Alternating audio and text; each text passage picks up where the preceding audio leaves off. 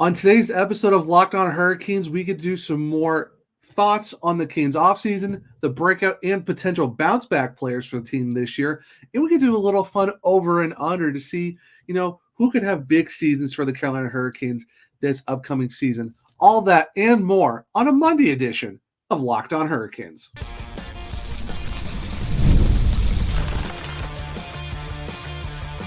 You're Locked On Hurricanes, your daily podcast on the Carolina Hurricanes, part of the Locked On Podcast Network, your team every day. Welcome to a Monday episode of Locked On Hurricanes, your team every day, part of the Locked On Podcast Network. Thank you to the everydayer for making this your first listen of the day. 5 days a week, Monday through Friday, talking everything about your Carolina Hurricanes. I am your host, Zach Martin. I'm the Carolina Hurricanes beat writer over at the Hockey Writers. I also do a Chicago Wolves weekly column called Wolves Weekly. I am the co-host of the Searchcast, which is a weekly Carolina Hurricanes podcast, along with all of my duties here at Locked On Hurricanes. I got a very, very fun episode for you guys today, as we not get one, but two guests on today's episode, and they are the duo of all duos when it comes to Carolina Hurricanes podcast. They are from the Storm Cellar. It is Brad Moore and Raymond Rutledge. So glad to have these guys on. If you're looking for a fun uncles in terms of looking for someone to talk to about the Hurricanes on social media, these are the guys to do it. Brad and Ray, thank you for taking the time and joining me on a Monday show of Locked On Hurricanes. How are you guys doing today? I'm great this morning. Despite the fact that, being in Calgary, it's much earlier in the morning, bright-eyed and bushy beard start to the morning, but it's great. Thank you very much for the invite, Zach. Yeah, of course. I'm good, but I'm thinking you're not busy enough. Like, could you do Locked On 7 days a week? Like, I feel like you're taking weekends off. Right. Gosh, yeah. Hey, I'm fine with us being in the off season right now. We're down to 3 shows a week, so it's kind of nice having this Monday, Wednesday, Friday, especially in the dull period of, as you guys know, not a lot's going on. So yeah, I'm not totally not complaining right now, but yeah, very irregular lately, right? Yeah, it's very What more can I do? Not a lot. Not a lot. I'm kind of finding where I'm at right now. But speaking of the offseason, guys, very interesting for our Hurricanes. I know I've talked about it a lot on the show, but I do want to get your guys' thoughts on it. Brad, we're going to start off with you. Is there certain players in particular that you're kind of interested in, the fact of who left, who came back, and just the weird transition we're in right now, if you want to call it that, with Don Waddell's moved on to the Blue Jackets. Eric Tolsky moved up. A lot of guys in the front office are leaving. Like, what are your thoughts so far on this crazy transitional period we're in? I think if people are concerned, they should take a deep breath. It's something we say a lot, right? Like, just give it a minute. The Hurricanes have had a lot of stability, especially in the Tom Dundon / Rod Brindamore era. And that's not going to last forever. I mean, if you look at tenured coaches, right, in the NHL, like, most coaches don't last more than a couple of years. We've had Rod for 6. I think he's maybe the second longest tenured coach in the league right now. Something like that. But that, if you think about that really applies to the front office as well. Like, we've had a very long, consistent run. It's time for some turnover, and that's not a bad thing. Is the main point to get across, right? Fresh blood, fresh ideas. They are bringing back a couple of folks. They've separated out the GM from the president of hockey operations roles, right? So you have one person who's focused on hockey. You have one person who's focused on the construction and development. That's going to be really great for the Canes. All positive signs. As far as on the player front, I'm less worried about the offense. I know people are worried about where a goal's coming from, right? Like Shea is left. Like, we got Pesci. We lost Tony DeAngelo. If you look, it's not a problem. Like, Ghost Bear had almost as many points as Shea and Pesci combined, right? So I'm not worried about offense. I'm not so much worried about scoring goals. I really am looking at the defense, not that I worry about it, but just that's the place where percentage-wise, if you lose 2 of 6, I mean, that's worse than losing, 2 of 12, right? Yeah. So that's the place where I want to kind of focus my energies, because that is still the hallmark of a Rod Brindamore coach team, is defense making plays, defense driving the offense versus the offense kind of driving other things. And so that's the place where I'm focusing my energy on what I want to see. But I think that they made a lot of really smart moves. And I think ultimately, it hurts to lose a guy like Shea. It hurts to lose a guy like Pesci. But we were never signing Shea for 7x7. I mean, that's no. Love the guy. All props. I'm glad he got paid, but that is a ridiculous contract about 4 or 5 years from now. Yeah, and look, as you look at it, it's almost the same thing with the Vincent Trocheck deal, because I love Tro. I think everyone did, but you didn't get him that much money. And I know that when you look at what Shea and Pesci both got at 12.5, and then you look at Chatfield for 3, Ghost at 3.2, and Sean Walker, I think it was like 3.6. You got 3 guys under $10 million that you could have given 12.5 to 2 guys, and you could have kept your entire defense together. But now you gave yourself more flexibility to get a William Carrier deal done, Jack Roslovic, a potential, Martin Nietzsche's, the inevitable Seth Jarvis deal. So yeah, it's figuring out how to manage your assets in terms of, okay, where can we get production at a point where we're not breaking bank and making knee-jerk reactions. And that's kind of thing was what the Hurricanes did. And Ray, I want to get your thoughts. What are your thoughts so far? And just let's stick with the defense. Being able to get a guy like Shane Gostisbehere back, which I think we all loved him when he was here the first time, played really well last year with Detroit, actually had more points than what Brad said than what Brady Shea did. And then you bring in Sean Walker, who played with Philly, played with the LA Kings, and also Colorado. But he's a really good player that is more of a two-way, does have a little bit more of a defensive lean to him. But I think it's someone that could really benefit because he is younger and someone who could really fit in the well with the system with the Canes. What are your thoughts on just the defense and that kind of change up? Well, I will answer that, but I want to tag something onto what Brad had mentioned. And yeah, of course. Yeah. Also kind of pump the tires of the Storm Cellar. We talk with fans. We bring the fans in to get their, thoughts on the team and so forth. And what you notice with fans, we're so emotional in transitional times. You know what I mean? You have an emotional connection to a player who's been with the team long term. Guys like Tavo, guys like Pesci, guys like Shea. And you think that you hear fans that are very down losing those players, and they can't see through the loss to understand that, there are some very big pickups and signings. And that flows right into the D. The signings on D were magnificent, I think. I don't think that's too too hyperbolic, I don't think, because first of all, Gostisbehere is the number 2 power play unit quarterback, or number 1. Frankly, he could be dropped into number 1.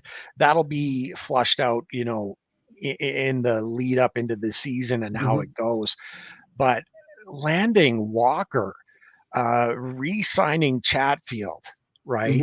Those were important signings, and the defense is, in my opinion, as strong as last year's, and perhaps a touch stronger. And that says a lot. I think with the D, I always loved that we play defense out. You know what I mean? They can drive the play. We've got guys that know when to pinch, know when to play back. And, aside from a difficult season for Burnsy last year, certainly was not the Burnsy that we saw in the first year that he came in. I think he's going to have a chance to redeem himself for the last season. And how about making sure that you lock down, of course, Slavin, right? That's such a great deal. I mean, it was a fantastic deal. Great signing. You don't see players that start with one team and stay with them for their whole career. Slavin's a front runner for that, 100%. particular, and it's great. I love everything about it. We've got a fantastic D. Yeah. The forwards, if I can jump into that. Yeah. It was really difficult seeing Turbo and Nason in particular that we lose. The net front presence of Nason and how he played with Jack Drury was just amazing. And it's everything you want, like going in there for the greasy goals, the dirty ones, and the most difficult place on the ice where you get beat down and cross-checked, so often, right? It's such a difficult place to go. Nason loved doing it. The signing of Carrier, I just kind of said, fantastic, problem solved. And I couldn't believe the nature of that signing. Like that 6 years, $2 million. I mean, hey, and I talked with this with Corey Laviolette last week. Let's say 4 years down the road, you've got 2 years, $2 million left. I don't think there's any team that would say no to getting that contract because you got 2 years left. The AAV is so reasonable. Yeah. There's no reason for any retain because who's going to be like, oh, can you save us $2 million? That's nothing for any team. Yeah. But just the length of it and the fact that it's a guy who's won a cup. So you're bringing in someone who's won a Stanley Cup with some experience. Also, he is a analytical darling, which is what the Hurricanes are, and you get your Steph Nason replacement on a fourth line, which I know some people have would they move him up to the third? No, stick him around the fourth. That's where he is, and that's why the Hurricanes brought him in. And I think it's a very underrated deal that I don't think a lot of people are talking about, just for bringing in a guy like that for that long on that term. I agree, and as far as Roslovic goes. There's a lot of people that were poo-pooing on that deal, and all of them had apparently forgotten how good he was against us in the playoffs last season. Yeah. The final game 6, he beat us like 3 helpers. He was on the ice. He was making things happen. I think that's I don't think that he's Turbo, and I wouldn't, I'm not trying to insult him. He's not Turbo. Turbo is going to be very hard to replace, but he's going to fill a gap, and he's got something to prove, and I think he can with this lineup. Well, and plus two, he's the right shot center. Now, will he be a center this year? Maybe at some points when they need him, maybe on the penalty kill or someone's struggling, they can just slot him into the center spot, and there's your right shot that Don Waddell talked about before he left. And the thing I want to reiterate with fans too, it's like you look at his numbers. Oh, his numbers aren't that great. We're also remember too, not really utilized with the Jets. He was on a very Columbus Blue Jackets team for a while and played pretty well with the Rangers. Mm-hmm. He's someone who could probably fit within the Hurricane system. So it's one of those things where it's not Turbo. Unfortunately, the Hurricanes are not going to pay Turbo what he got with Chicago because he didn't lose any salary. It's the same exact term that he had with the Hurricanes. It's just 3 years in Chicago, and I just don't think the Hurricanes wanted to pay that much money. So, I mean, Brad, what are your thoughts on the Carey and Roslovic pickups? I'm super excited, especially I'm excited for the Carrier. I like lunch pail guys, right? I like guys that go to work. But even with Roslovic, they're not splashy signings necessarily. I mean, they're at least, I think, known entities, right? Maybe not everybody's going to recognize those names, but most people, I think, will. But when has the Hurricanes ever been about the big splashy signings since Sandis Ozolinsh? Right? Yeah. I mean, a lot of the splashes are mainly in trades. You're not going to see someone get an Uber deal like we saw with a Stamkos or a bringing this guy back up. I know a lot of people are kind of meh on him, and Jake Gensel. You're not going to see those deals with the Hurricanes. It's a lot of trades mainly, right? Or internal extensions more than anything else. The good news is Tulsky and Don Waddell have worked as a team, and it's not just the two of them. I don't want to say it's just there are other people involved, right? Yeah. But it's not about finding the big name or the splashy signing. It's about finding the right people to fit the system. Exactly. And one of the things that I think to point out is And we saw this. We started to see a trend of this last year, where Rod Brindamore is starting to give the guys a little more freedom of movement. I think we saw that some with Natchez. It didn't necessarily convert to points as much last year as the year before, but I think we're starting to see a Rod Brindamore who's growing as a coach, who's starting to give. We still need to play within our system, but I'm going to give you some leeway to make things happen. Right. And as long as he continues to do that, and they bring in players that fit that mold, who understand what the assignment is, then I think they're going to do great. I think the 6x2 for Carrier was like, this is nuts. But yeah, I'm all down for it, because, like you said, in 6 years, if the cap goes up $10 million, that $2 million is nothing. Right? Yeah, it's a rounding error for these teams. So Roslovich is another one, and then we also have the up and comers, right? We have guys like Brendan Morrow, Fuss is out there, who could possibly go. We have Bradley Nadeau. We have Felix. We made good signings. Yeah, well, that's what I meant by FUS. Is we've made good signings. We've saved money, and the big thing is this is a transition year for us. Next year, no Burns, no Orlov. You free up a ton of money next year. Yeah, you're talking well north of 10 million just from those two guys, and that's just we're just shooting by minimum as at least 10 million. It's way more than that, but yeah, you're talking uber money that's going to be available. Right, and if you can make the playoffs this year, just put on a good show. You're probably not going to be a cup contender, but the next year, that's a year that you might find. Depending on who's available.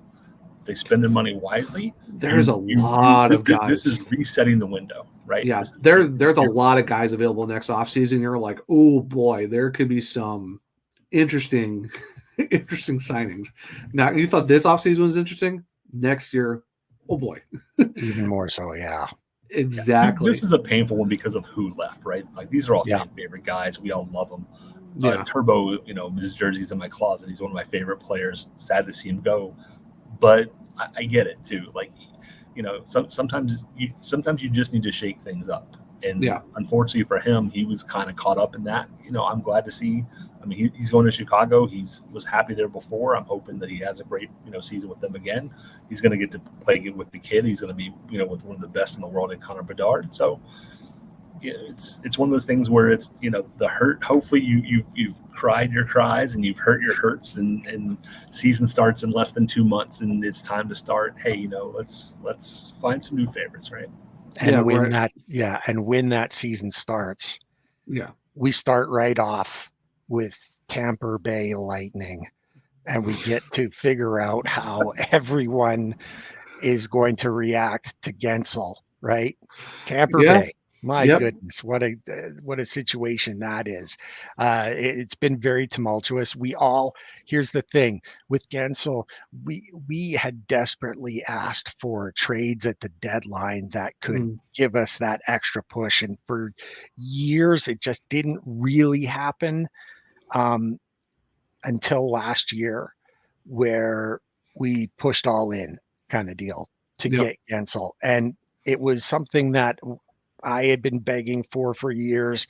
Most fans, I would say, had been just to boost us up a little bit, and it didn't work out. And sometimes the people are saying, "Oh, that was a terrible deal," or whatever, and why did you, give away those players? But it's got to be done. You got to push in, and I appreciated that they finally did it, and I'm willing to live with the fact that it didn't work out for us. Right. I'm hopeful that we have that courage, that Eric has that courage to do that again sometime down the road. Yeah. Just to add on, we didn't re-sign him, which I don't think any of us necessarily thought that he wasn't a rental to begin with. So I looked at it as a wash, right? Like, we didn't re-sign him, but I wasn't expecting to when we got him. Yeah. The bigger piece there, I think, is psychological. Management went out and got the best player available because they believed in the team, and that says a lot. Like, psychologically, if you're a player, you're like, the team, management's going to support us. They're going to have our backs if they think we can win. And now it's up to the players, right? Yeah. Well, I mean, think about it this way: they did re-sign Ty Smith, who I think could be the team's 7th D-man this year. So, all in all, at least they kept someone from the trade. I mean, it's not the one that people necessarily wanted, but still, it's still a good, I think Ty Smith, does a potential good shot being a 7th guy because he has shown that he can do something. So who knows? But it'll be very, very interesting. Agreed. So that's the Canes offseason as a whole. Now we're going to talk about some breakouts and potential bounce back players because I know we have a lot on this team that we kind of are hoping for next season. And we'll get to that here in a second on a Monday edition of Locked On Hurricanes. All right, guys, we got to talk about FanDuel. And I know just like you, I love sports, and we love them so much, we never want them to stop. Unfortunately, there's no hockey going on right now. We are in the middle of somewhere where there's baseball, NASCAR, NWSL. We just had the Olympics and all that stuff. So there are sports that are sporting, but we're just not sporting like how we want them to. But with FanDuel, that's helped me and you keep up with the sports going whenever we want. And all we have to do is open up the app and dream up bets anytime that we are in the mood. And this summer, FanDuel is hooking up all customers with a boost or a bonus daily. That's right. There's something for everyone, every day, all summer long. So head on over to FanDuel.com and start making the most out of your summer. FanDuel, official sports betting partner of Major League Baseball. Welcome back to a segment 2 of Locked On Hurricanes, your team every day. And now we get to talk about some breakouts and potential bounce back players for the Carolina Hurricanes this season. I think we're going to start with the breakouts who I believe that could be, what Brad and Ray think it could be the guys who might stand out for the Hurricanes this season. And, Ray, we're going to start off with you on this one. Who is your, who's your first breakout player for the Hurricanes this upcoming season, if you had to pick somebody? What I would love to see as a breakout would be Andrei Svechnikov. Okay. He played well last season. Mm-hmm. That said, he's coming back off of a knee injury.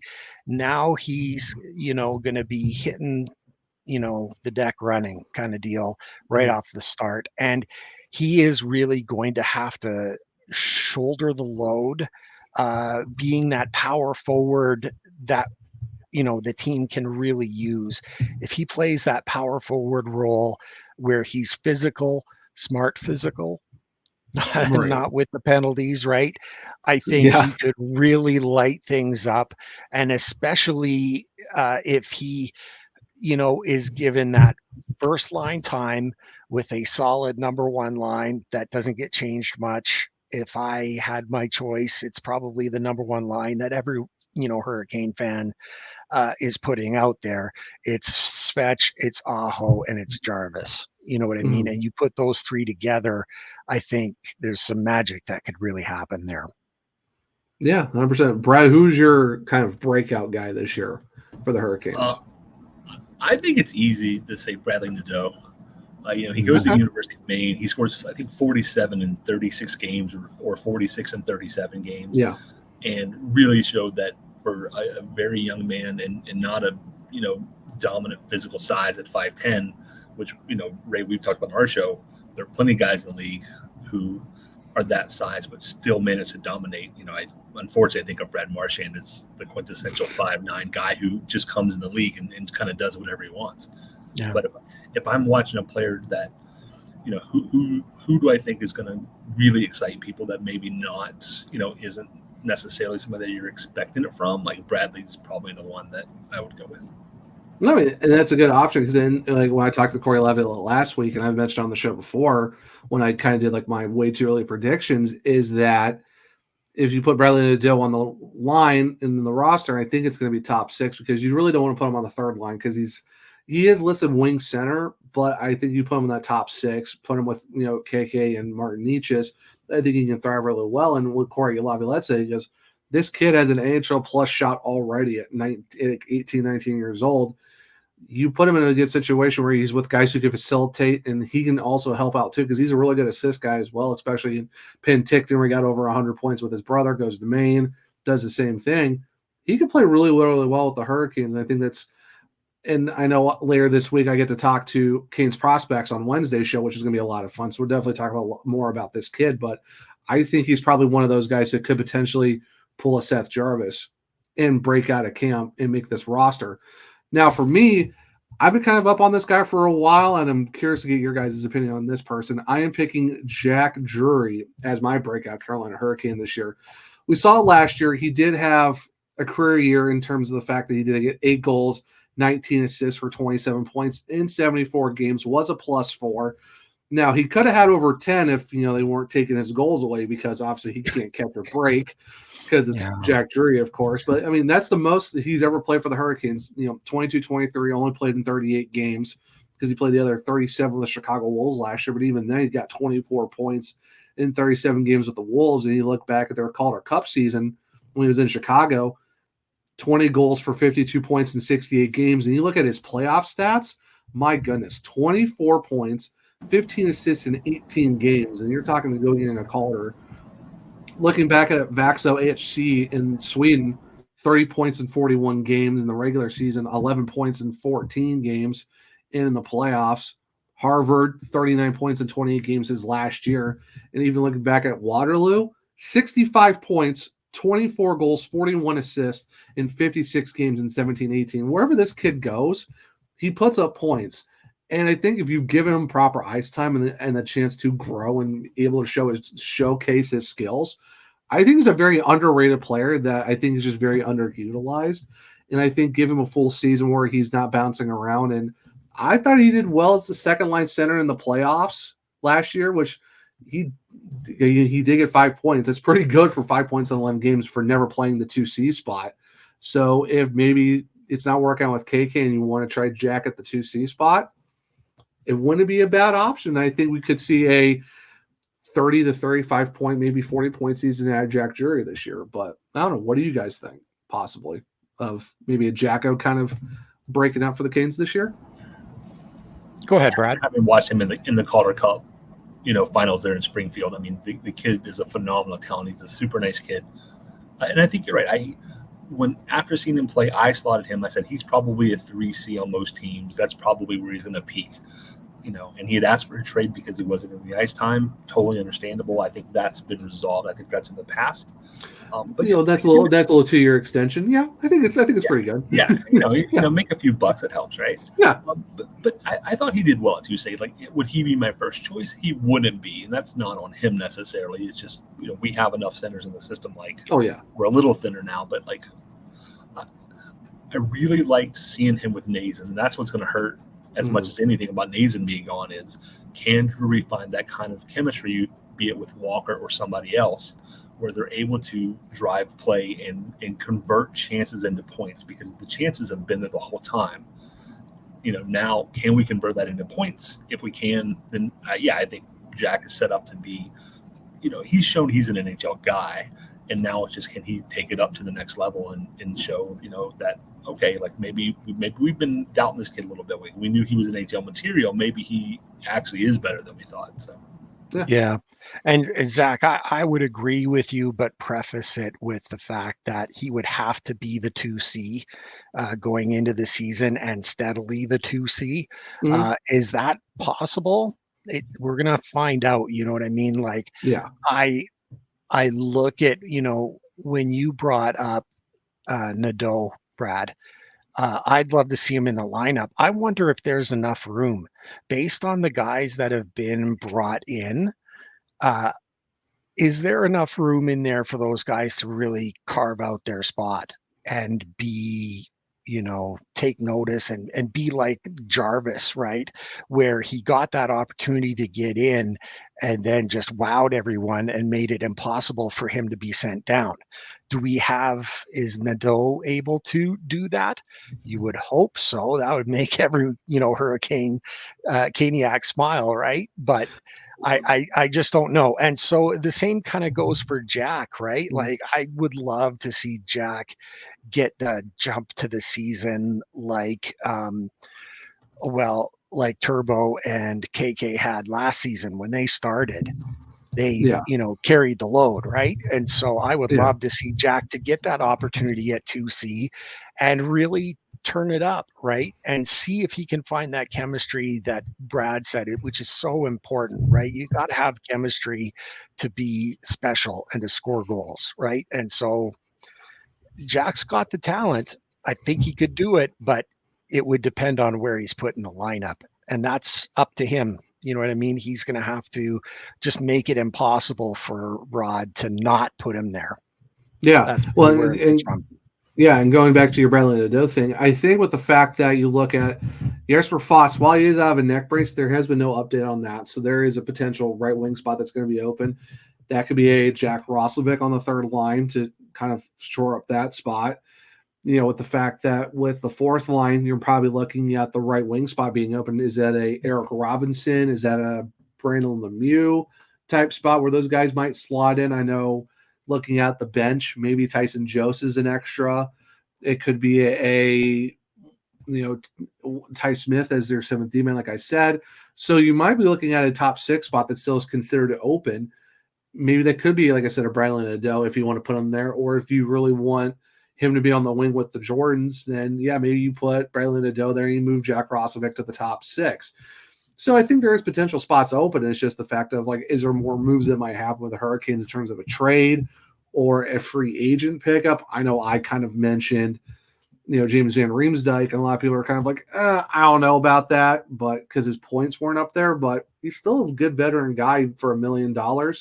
Wouldn't be a bad option. He did play top six with the Bruins last year. It's a lot of question marks, especially when it comes to the offense. So it'll be very, very interesting for how that's going to work out. And the best part about this is Rod is not afraid to mix up the lineups at all. Mm-hmm. Blendamore kind of comes out as a nickname that some of the fans have for him because he just changes the lineups to try to find that connection amongst them. If something's not working out, he's not afraid to change the lineups. So it's Jordan Martinook, you're on the second line. There you go. Second line Martinook. We haven't seen him. We haven't seen that yet, have we?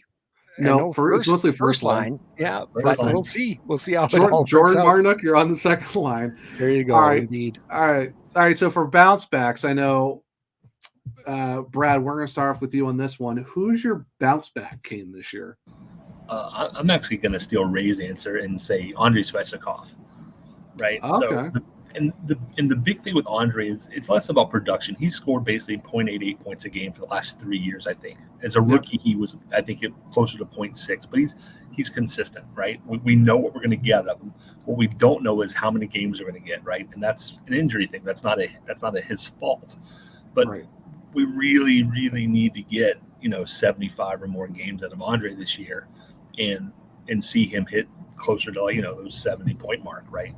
He's gotten 30 goals once in his 4 years. I'd like to see him get 30 goals again. He needs to be the quintessential power forward that he can be. And I think last year with the ACL, healing, I don't know that he felt comfortable the whole year. He looked off. He looked slow. He wasn't going in and mucking things up until later. And then he even kind of backed off again. So we need Andrei to feel comfortable that he's okay and to play that way. And he's going to be my bounce back guy because, he drives offense, generally speaking, not just for his own line, but for all the lines. When he's out there and they're like, oh man, Svechnikov's on the ice, we got to deal with this guy. That frees up space for everybody.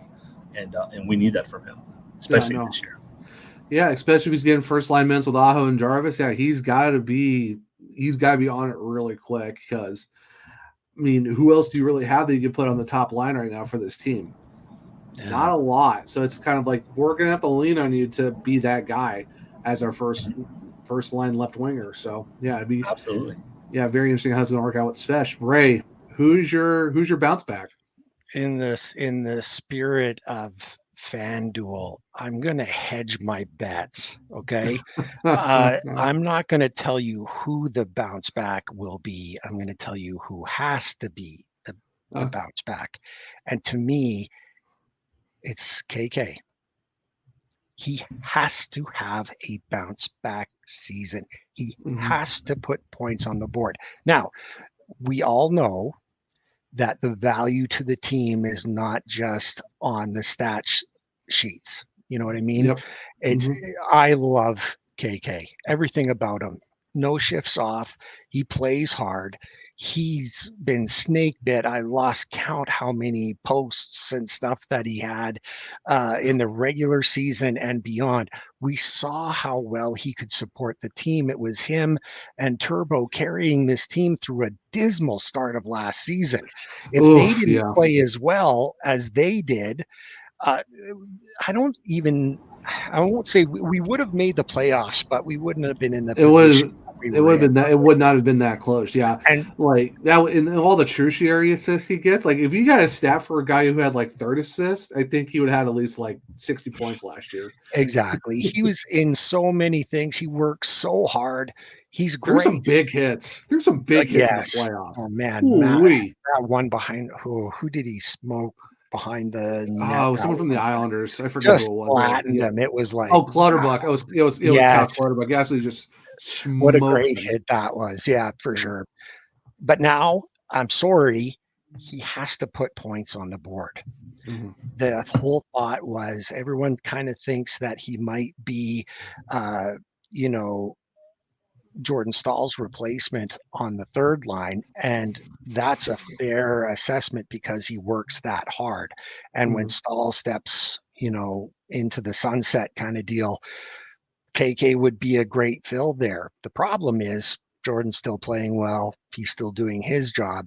We need to get him onto that second line center, and he's got to put up the points. He just has to start putting up the points. He can't be, having more crossbars and posts than goals. And it's sad. I hate to say that because if he can't, then you got to look at maybe there's a buyout sometime. I'm really surprised that he wasn't bought out this season for a third of the contract instead of 2/3. I'm not wishing ill on him, but it would have made more money available for us. KK just has to be the bounce back. Has to. Yeah, I think with the bounce back, I think it was 12 years or something like that, and I think it was like $836,000 on the Bucks.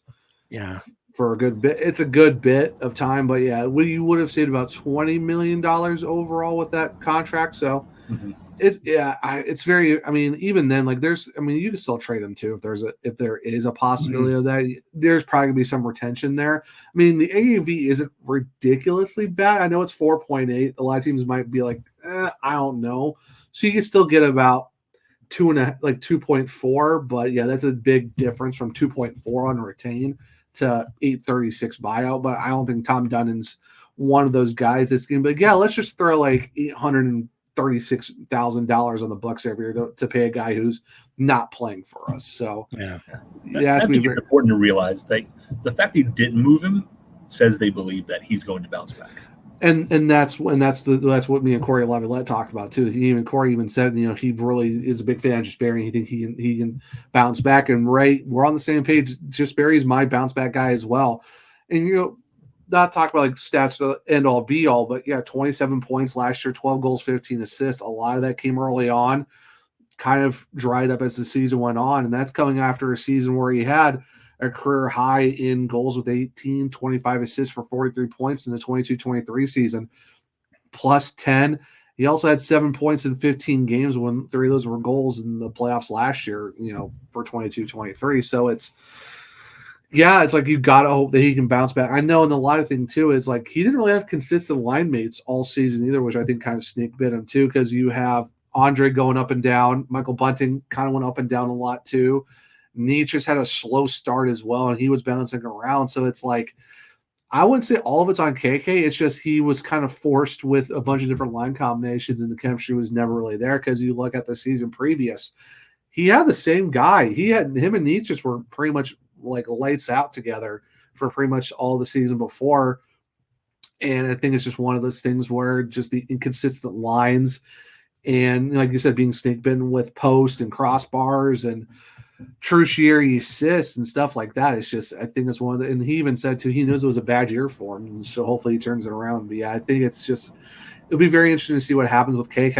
I really hope he does well, because I really like the guy. It's just, I think with where he was drafted overall by the Canadiens, how he's developed, comes over here, I think the offer sheet was exorbitant, and then you kind of think like he's supposed to be really good.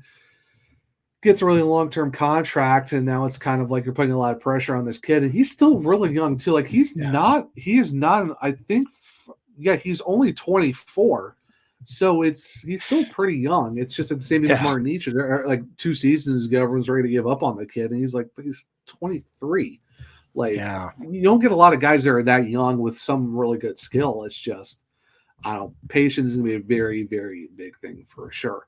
Can I quickly throw in an honorable mention? And Brad will agree with me on this. I'm not, it's assumption, but Burns has to bounce back to just get the puck in on the net and stuff like that. That's a really important one. Good things happen when Burns gets the puck on the net, and bad things happened last year where the turnovers which happen at the blue line and go the other way. So Burns, that's another one, honorable mention. Sorry. Yeah, no, you're good. No, I agree with you on that one too. I think we're all in agreement on Burns as the honorable mention.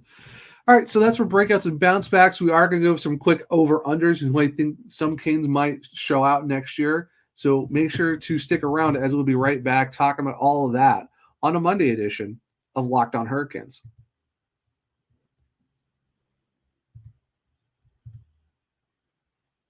Welcome back to segment 3 of Locked On Hurricanes, your team every day.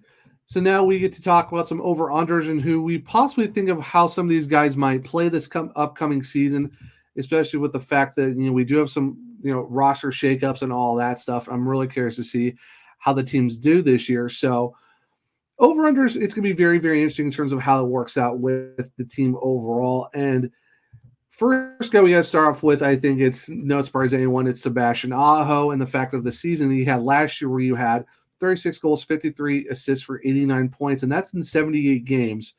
Someone asked you guys this, over under for Sebastian Aho, and I'm interested to see these answers. 89.5. Are we over or are we under 89.5 for Sebastian Aho? Ray, we're going to start with you on this one. Over. Okay. Over. I think he's been improved so many times. Even with the loss of some of these players, he is still developing and growing and playing great. Over. Okay. Brad, what do you got? I got the over. Number one, Sebastian Aho's continuing to improve his game. But he, if his wingman is Seth Jarvis, who played the entire year with that, messed up shoulder, still wild. All you need is Seth Jarvis to get a couple extra helpers or goals himself, and I think 90 is very attainable for Sebastian Aho. Yeah, and I'm going with the over as well. I think he's going to at least hit 90. He had a really great year. I think it's just if he doesn't get hurt, miss some early, during that West Coast trip, I think you probably could have hit 90 because he was on a good pace to do it for a while there, especially when him and Andre were just absolutely lighting up the sheet in the back part of December. It was like every other game they were scoring like 3 points here, 3 points here, 3 points here. So I could definitely see that. Now, Brad, talking about Seth Jarvis, I'm really excited for this one. Seth Jarvis last year, 33 goals, 34 assists, 67 points in 81 games. Didn't play the Columbus game. I thought he was going to hit 70 and just fell a little short. And while doing that on a torn labrum, like a torn rotator cuff, and then he also breaks his finger in the playoffs and still absolutely shows out, leading the team in goals. Like, this kid is an absolute stud. Contract aside, he's coming back. Corey says he's coming back. It's just figuring out how it's going to be structured. But over under for Seth Jarvis, 71.5. Brad, where are we at? Once again, I think, when you're looking at our top 3 guys with Svechnikov and Aho on his wings, doing what he did with a bad shoulder the whole year. And he's a baby. Let's be honest, with no offense, Seth, if you hear this, but he's practically an infant as far as I'm concerned, as old as I am. He's going to get better and exponentially better. He had an amazing season last year, and you want to see that continue. If he hit 80 points, it wouldn't surprise me. Now I wouldn't be upset if he doesn't, but it wouldn't surprise me if the kid absolutely went off. Seth Jarvis, it wouldn't surprise me if Seth Jarvis is your top point getter for next year. Ooh, okay. That would not surprise me. Okay, Ray. Oh, it's definitely over. And in so much as, I mean, the line that he would end up playing with, just having Aho on your hip, right? I mean, you get points by default. I think all three of us could get points if we played on a line with Aho. Yeah. As old as we are, I think we could. You know what I mean? It's that great. But further to that, Jarvis is amazing on the power play. He's getting shorthanded opportunities as well. He has so many opportunities to score, and he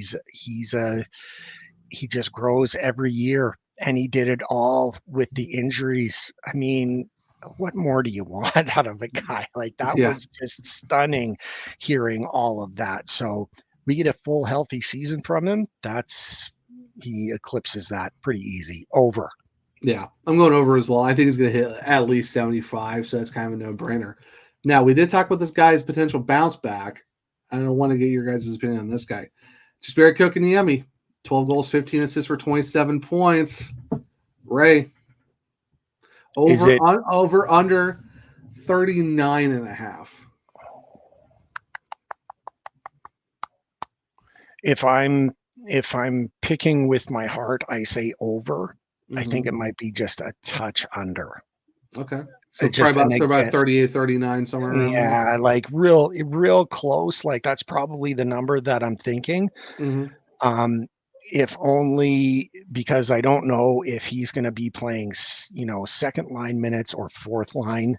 Mm-hmm. And the amount of time that he gets on the ice will be the most important aspect of that. And I just think it's really close. That's a tough number. See, that's why gambling is so tough, right? Playing the over-under game, they're right on the money with picking about where you think they'll be.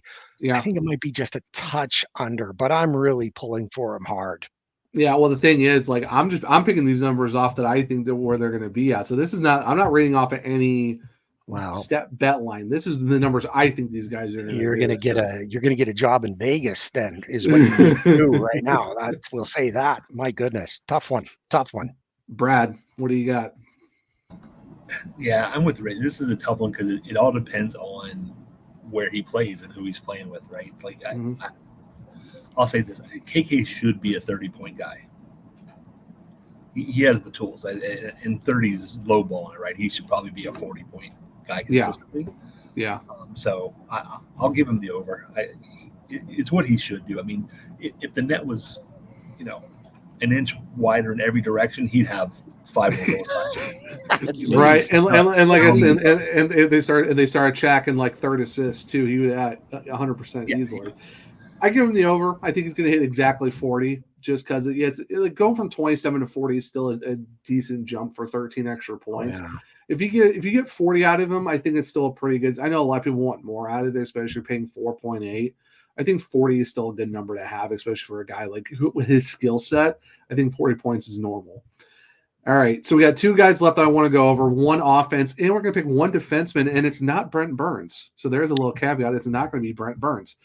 Martin Necas, 24 goals, 29 assists for 53 points. Did only play in 77 games. Did get hurt by Dmitry Orlov, so we did lose him for about, I think, 5 or 6 games, if my number is correct.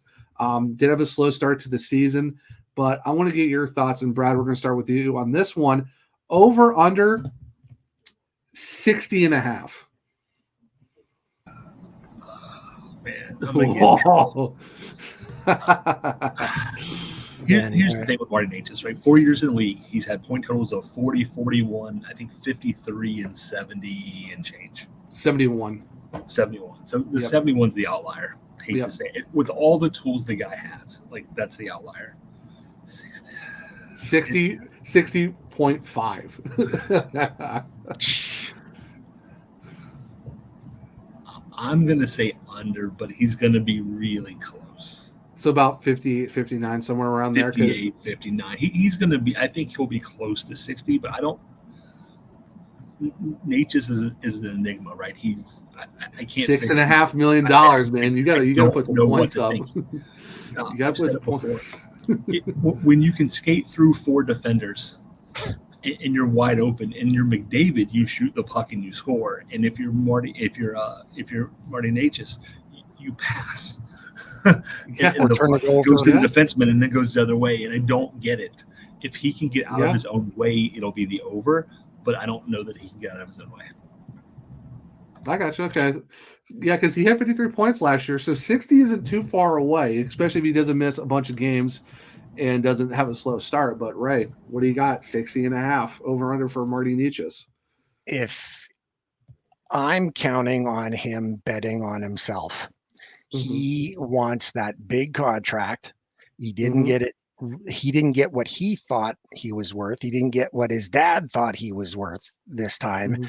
And so he's going to bet on himself. I think he'll get over.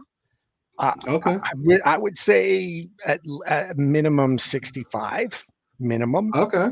And he's going to bet on himself, and we're going to get a lot of points on him, and he's going to have to do it. I mean, if he wants to get paid off, he really has to produce. Yeah. And there's $6.5 million last year. You got to do something. Yeah. And there's nothing more motivational than the thought of landing the monster contract that you believe you're worth. And he's got all the skills to do it. There is no reason on this earth why he's not an 80-point guy. None. And should be more. He's got all of that skill, all that talent. Just don't turn over the puck at the blue line. Take those shots when you can, and play a little defense. You know what? If he comes back and plays a little defense, he can get those turnovers and take it back and score them himself. You know what I mean? Yeah. And no more spinoramas on the blue line, and no more drop passes to no one. Maybe I should be picking under. Ray's making my point for me. Yeah, I kind of am. But I think he'll be over. I think he's good for 65 at least. A quick question for the both of you. If Nate just doesn't get the over, is he trade bait with 1 year and a very reasonable deal? Do you give him 2 years? Or if he can't hit 60.5 points this year, do you go, let's trade him in the offseason and let him figure it out elsewhere? Brad, because he is an unrestricted free agent at the end of this contract. Brad, if he's not tracking for that number by the trade deadline, I'd deal him then. Hurricanes are more of an off-season team in terms of their moves. Oh, I know they are. I think it's and I've said this too, and I've talked to Corey about it, and I've mentioned it in articles and on this show. Next summer, if he doesn't hit the number that he's supposed to be hitting at $6.5 million, and if there's a feeling that the Hurricanes might, if he doesn't want to come back to Carolina after his contract's done, next summer I see him moving somewhere else. I would like him to stay. But if it's a situation where he's not hitting the number he's supposed to be, and there's an understanding of I'm potentially could walk, I think there's an offseason move next year where we see Martin Nietzsche's going. You just delayed the inevitable deal that would have been this year for next year. But now the teams know what his number is, and now you can actually figure out what a contract is, and he can't say no to any of them with extensions. So exactly. Yeah. Real quick, I go over at 61 points. So just a little bit over. Just over. Last guy we're going to talk about, and he's a newcomer or a familiar face that did come back, Shane Gostisbehere. 10 goals, 46 assists for 56 points. Now, granted, it was a -16, not his fault. It's the Detroit Red Wings. They really just collapsed very late in the season. But he did all that in 81 games, over under 62.5 for Shane Gostisbehere. Ray, what do you got? I'm just going to say a touch under. He'll be real close to that, but I think in Detroit, where he had some really great talent, he was the for sure power play specialist, number one guy, as the quarterback in Detroit. They played great, and he had a great season. I don't know if he's going to get the number one spot here. He should, in my opinion, he should. I don't know that he will. And if he doesn't, he's not going to get as many points. So I'm going to say just a touch under, but he's going to be great. Brad? I feel the same way. I think the styles are a little different. I think it would be hard for him to hit like 60 points here just because of the way that we do things through no fault of his own. So I would say the under, but I won't fault him if he has an under either, if that makes sense. Yeah, no, he's going to come in. He's going to put up 45 or 50 points and be fine, and that's all I'm going to ask him. So. yeah, I think that it's going to be a little bit under. It's not going to be super under. Like, okay, we're seeing 51. I mean, 56 is still pretty good. Even then, like even the year that he was with the Hurricanes, you're talking about he did have 10 points in 23 games, but overall, if you look at his career, 41 and 51. He did have 65 back in Philadelphia in 17-18. So I say it's under 2, but I think he's going to get about 59, 60 at the most. So I think it's going to be pretty close. But I think we're going to see a 59-point season out of Shane Gostisbehere. But for everyone who's listening, let me know in the comments. Do you agree with our over-unders? Who are your breakout players and who are your bounce-back guys? I'd really love to see everyone's comments on that. Brad and Ray, thank you so much for jumping on. This was a lot of fun talking to you guys. It's always a great time talking to you, either on this podcast or on the other one that I do. It's just fun talking with some guys who have been there and done that with the Carolina Hurricanes, with all of us, as the Gramps that you guys apparently call me and stuff like that. Who started that? I wonder, but it's always fun talking to you guys. But before we let you go, where people can find you guys and where they can find you, the podcast on all the platforms. Brad, take it away for all of that and so much more. Sure. So you can find me at Storm Cellar 97 on Twitter and on Blue Sky and on Facebook and on basically everything.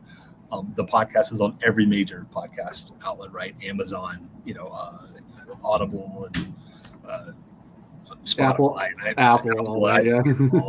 We're basically on everything there, so we're pretty easy to find. And if you're just not sure, if you just Google Storm Cellar 97, we're the first 4 or 5 hits. So yeah, and we'd love to have your Caniac out there. You're watching. You want to share your story on how you became a fan of hockey. A fan of the Canes. The Storm Cellar door is always open. We love to have guests come in and join us and tell us their story.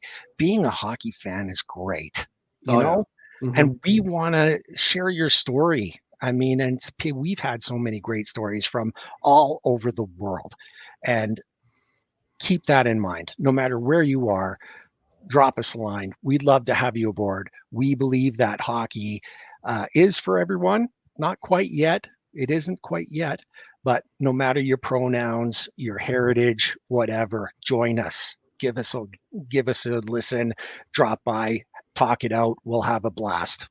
Love to have you aboard. And thank you, Zach. We have a lot of fun when we get a chance to join you. And this was great. This was really great. Yeah, I'm glad you guys had time. Ray, where can people find you real quick? I'm Judge Wapner 10. Mm-hmm. I'm the guy shouting at the clouds, and that's really where I'm at. Brad's the brains of our operation, and so he kind of handles most of this stuff. I'm, window dressing and not terribly, I think he just called me ugly. No, I didn't say he was the pretty one. That's what I heard. I'm the window dressing. I was just about to say that I'm the ugly one, though. I'm bad window dressing that needs to be changed out. Out of style. That's the way that goes. If you want to listen to Statler and Waldorf talk hockey, give us a listen. Yes. Have we decided who's who? Are you Statler or am I Statler? I don't think it really matters. But so after you listen to this podcast, make sure you go check out Storm Cellar. They're really great. I've been on there a couple times on different iterations of with one person, 2 other people. It all depends. So make sure you go check that out. If you want to keep up everything that's going on with me, One True Zach on X. The podcast is LO_Hurricanes. I do have a link tree in my bio to where you can find all my articles at the Hockey Writers, credentialed for another season with the Hurricanes. So looking forward to do more press stuff this year. I do a column starting this year for the Chicago Wolves called Wolves Weekly, so make sure to check that out with anything that's going to be AHL related with our prospects and all of that. There's links to listen to the other podcasts, the Searchcast, on where to watch and listen. Great stuff over there. We are in season 4 of that. This podcast, there's a link to listen to on all podcast platforms. Make sure you leave a 5-star rating and review. If you do, I might read it on the show. And on the YouTube side things, make sure to hit subscribe, turn on the bell notifications so you don't miss the show. Leave a thumbs up to let me know what you thought of the podcast. And then, like I said in the comments, let me know who's your bounce back, who's your breakout Canes, and what do you think about the over-unders that were set for the guys that we kind of talked about and all that good stuff. And make sure to share this as well. Make sure other people subscribe because we can make them everydayers just like you, because we are over 930 subscribers. We are on the road to 1,000. And if we hit 1,000, I might just do something special for you guys.